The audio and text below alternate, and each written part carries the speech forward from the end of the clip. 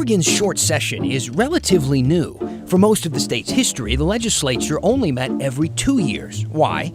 Well, back in the 1800s, it could take days for all the lawmakers to just get to Salem. Covered wagons and all that. And who wants to make that trip every year? By 2010, a lot of people were thinking that was outdated. Plus, Oregon was growing, had lots of complicated bills and budgets to deal with.